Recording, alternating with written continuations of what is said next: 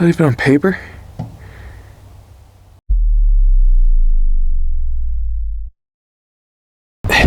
Hey guys, so today we got a video. We are looking at the True Velocity 308 grain. These are polymer composite cased rounds. As you'll see, it's got a plastic case, right?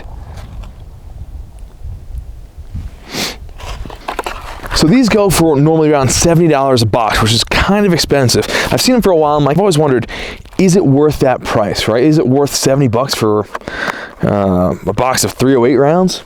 And I know there are expensive 308 rounds out there, you know, really good match rounds.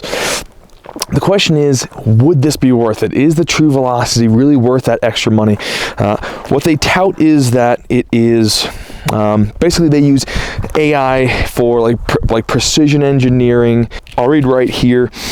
Guaranteed precision, powder drop consistency held to the 100th of a grain results in single-digit standard deviations in muzzle velocity, drastically reducing downrange dispersion. So they're saying that basically they use robots and machines to create this ammo to make it perfect so that it is extremely accurate. Another main benefit to this ammo that True Velocity touts is that it's polymer case so that it is much lighter. It's 30% lighter than a brass round of 308, right? A brass cased 308 round. Is that really important for most people? Probably not. Looking at it, you know, I've had a lot of comments. I did a short about this, just looking at it when I first bought it, and people are like, it's not worth it, that's not worth it. This was originally designed, and this concept, this technology was originally designed for the US Army. And for polymer case, it would reduce a lot of weight for those carrying mostly belt-fed machine guns, 240s specifically, right? If you ever carried a 240 in ammo, you know that that ammo stacks up and gets pretty heavy pretty quick. If you've carried a machine gun or you were the AG and you had to carry a couple hundred rounds of ammo, 30% reduction in weight, and no one would say no to that. But is it reliable? Is it accurate?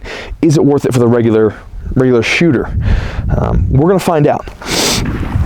So for this test, what I'm going to be doing is I'm going to be using magneto speed to get muzzle velocity while shooting these. I'm going to be shooting it through my AR-10. It's got a ballistic advantage barrel. It's a sub MOA gun with match ammo. So if this is good, I'll get a sub MOA group. I've also got my Tikka, and I've rebarreled back to the factory 20-inch 308 barrel. So we have a bolt action and a semi-auto, so we can kind of see, okay, what kind of accuracy are we expecting and out of which platform? We'll see if it stacks up to its claims, if it's worth it. These are 168 grain Sierra Match Kings. Don't know if you can see that, but should be a pretty accurate round. These are good barrels. These shoot sub MOA with 308 rounds. If this is good, we'll get good results.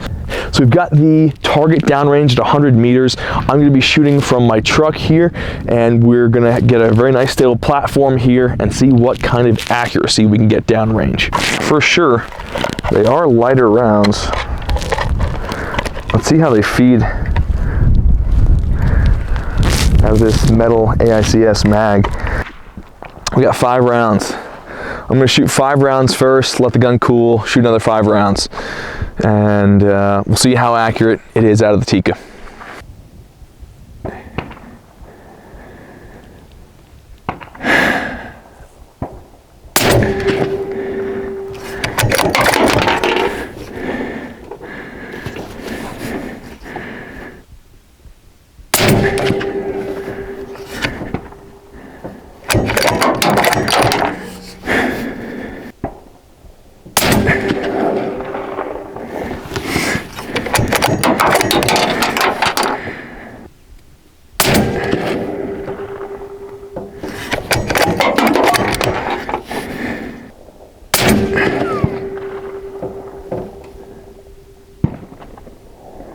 Okay. Group doesn't look bad. It seems we did have a flyer. I have an SD of 9.7. Average muzzle velocity, 2631. Okay, I'm gonna let it cool. Shoot another 5 round string. let the barrel and the suppressor cool down for 5 minutes. Another 5 rounds of the True Velocity 168. I'll be shooting at the target right next to the right of the target I shot last time. I'll try to be as consistent as possible. Let's see what we can get.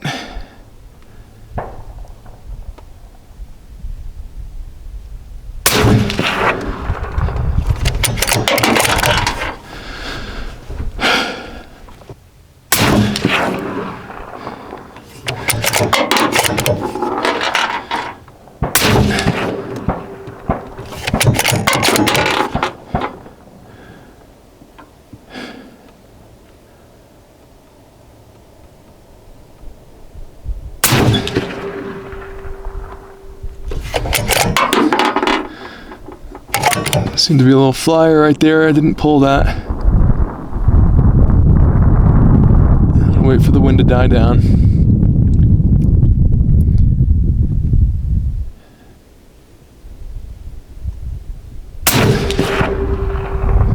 I definitely did not pull that. That was a good pull. Huh.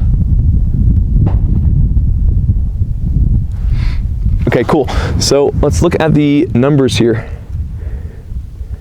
So we've got an SD of 16.1, which not terrible, but nothing like, oh, holy shit, like that's not spectacular.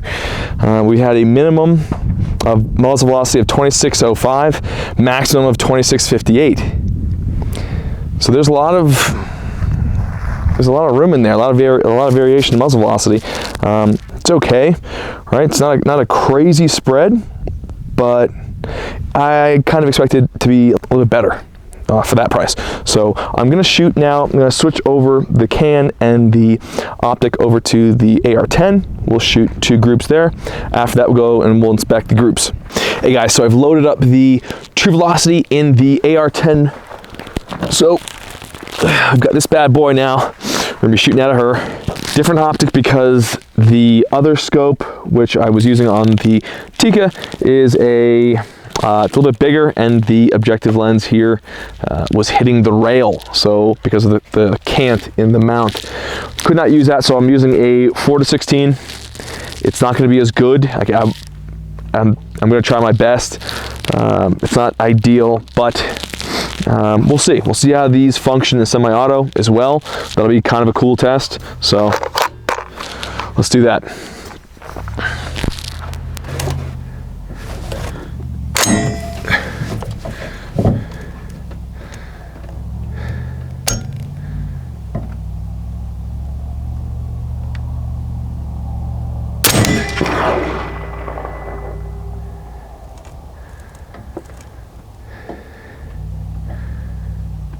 Is that even on paper?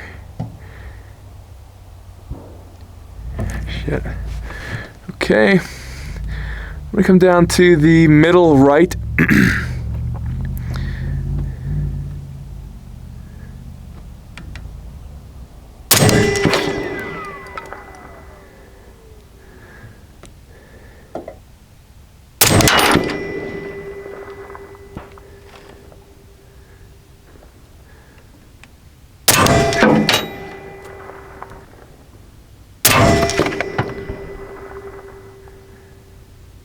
Actually, not a bad group. Hey guys, so we're back from the range. I wasn't able to measure the groups out there, didn't have a caliper or anything like that, so had to wait till I got home a couple days later, and we're gonna check out the groups and see how this plastic ammo really held up. So the first groups were with the Tikka. Had the Tikka in 308, and we're shooting right here. First 3 shots were pretty close. Right here, then one was out here, one was down there. I didn't pull those shots either. The shots did not feel bad, so I was like, that's weird. It started out as a tight group, and that's a good sub-MOA group, and then just opened up to a 2.375. So a 2.37 inch group, not great. Then we shot over here, we had the Tikka, again, 5 shots, 1.55 inch group. Okay, so 1.5 MOA there. Then I was gonna shoot 2 more 5-round groups from the AR-10, but I was like, listen, these groups are horrible. Let me take another shot, another 5-shot group. And so I came up here, and I didn't record this because I'm like, let me just do it real quick. Well, I attempted to shoot 5 rounds. I shot 4 rounds. The 5th round actually didn't fire. So the firing pin hit the primer, it just didn't go off. So I waited a little bit, reloaded it, took another shot, nothing. So there was an indent on the primer. There was failure to fire. I was like, that's really weird, right? Maybe my gun wasn't headspaced correctly. Checked the go, no go on my bolt guns when I switched barrels. So I just went back and did it again when I got home, and everything was fine, headspaced correctly. So not sure what was up with that. What I did end up doing was I put it through the AR-10 just to see if the AR-10 would fire, and it did. Not sure what happened there, right? Okay, then we went to the gas gun, and you'll see in the video, I shot up here. It was this round right here. I couldn't see it in the sun, so I'm like, am I not even on paper? So I moved down, so at least I would see, okay, up or down, I would see the bullet impact, and it was, I just couldn't see it, but it was pretty close to where I needed it to be. Shot 4 rounds here. They were doing really well. And then this flyer over here. And again, it was a flyer. None of those trigger pulls felt bad at all. So just inconsistency, which is the main theme of the day with the True Velocity, okay? So True Velocity, right? They tout themselves as being, precision engineered, everything done. It's done by robotics and computers, so that's why it's so much better, and the quality control is so much better. I just didn't see that, and the fact that we had such a spread, I think it was like over 50 feet per second within 10 shots. The SD was over 16, I think 16.1. So I was shooting my 118 LR match rounds, and I had an SD of 12. Okay. True Velocity is supposed to be this super precise round with no variations or very low SD numbers, right?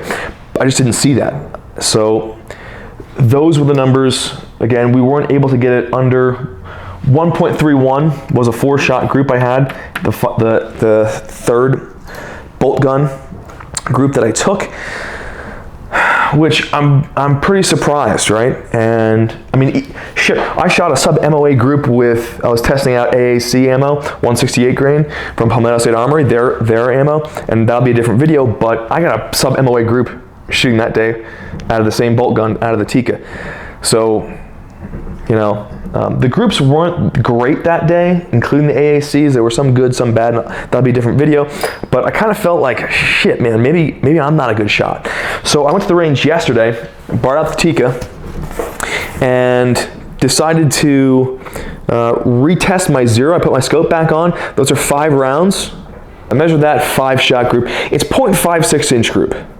And those are the first rounds I shot for the day. So it's not like I didn't need to warm up or anything like that. I can shoot a decent group, right? If the ammo is consistent, I can shoot a pretty good group.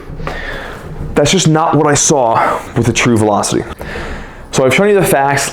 Now this is what I think, right? True Velocity, I don't want to shit talk them because maybe I got a bad batch of ammo, right? If you guys want to send me more ammo, I'll test it. I'm not going to be buying any more. Would I buy this ammo again? No, I would not. Would I recommend it to anybody? Probably not, just because I don't see a real use for most people. If it was cheaper, if it was 30 bucks a box, sure, whatever. But not even, right? The accuracy that I got today was not good. I mean, over an inch. I was shooting 1.5 to 2 inch groups out of a precision gun. That's not really good. It's not good at all. Again, this gun shoots with good ammo, shoots sub MOA all day long. So who is it for? Okay. Is it for hunters? I would say still probably no, right? It's lightweight. The only main benefit I see to this ammo is that it's lightweight, but you have to be carrying a lot of rounds for that to matter, right? So say you're in the military, you're a DMR, designated marksman, you're running a 110 or a SCAR or whatever, right?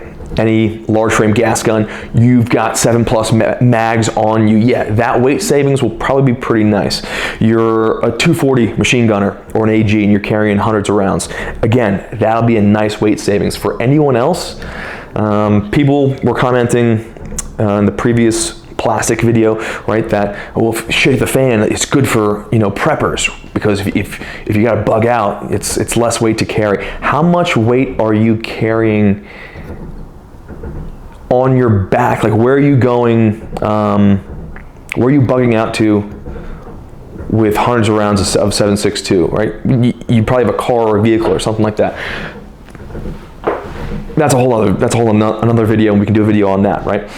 But realistically, not great for hunters. It's not going to be ideal with this inconsistency in the muzzle velocity and the SDs. I wouldn't recommend it to any precision shooters.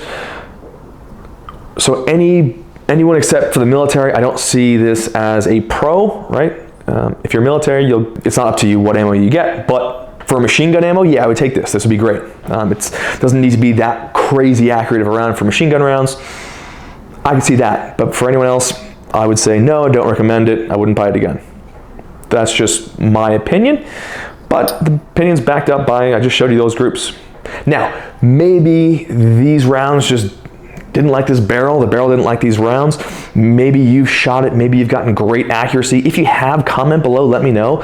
I'd like to know that, because maybe it was just an issue of this barrel not liking this round, but I've shot 168s through this barrel, and that's never had an issue, and I've never had groups that big either, which was, again, shocking, right? I came into this thinking, well, 70 bucks, all right, it'll at least perform as well as a box of 175 grains or 168s that I get normally for like $24, 30 bucks. The crazier thing is that I got better groups from Polymer State Armory's AAC ammo, which again wasn't super great, but it was still better than the true velocity rounds. And again, if you watch my videos, I don't like to do videos where things don't work out. If it's not good, it's not good. I don't usually do many videos like that because I usually buy stuff that works for the most part.